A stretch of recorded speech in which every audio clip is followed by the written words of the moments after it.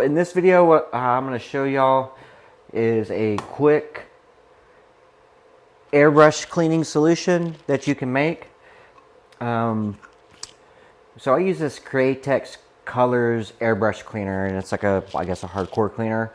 The problem is this thing costs $8.50. So with some things that you have laying around the house, or if you're already into printing, then you can make a nice quick cleaner to swap out colors with. That'll kind of clean everything out. So the products you'll need is your 91% alcohol, some windshield washer fluid, and some distilled water, and some dish soap. So what you're going to want to do is you're going to want to mix this into thirds. So I'm going to just put some rough estimate marks on here. Right, so I have a third, third, third. So we just take a funnel, bam.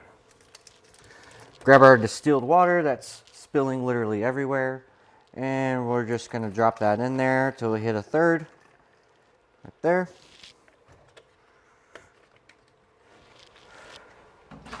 Now we'll grab this washer fluid. The reason why we're using this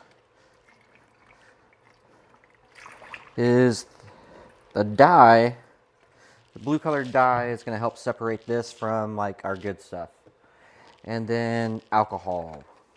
Now most of the cleaning action is being done with the alcohol. So we'll fill that up to about there. Probably a little bit more than I needed. Let's see. Yeah, we got plenty. And then we're going to follow it up.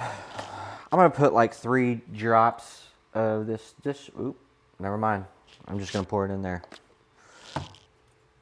So we got some dish soap in there, and then we're just going to give it a shake. Get everything mixed up. And there we go. There's a nice new cleaner that we can clean out the airbrush with.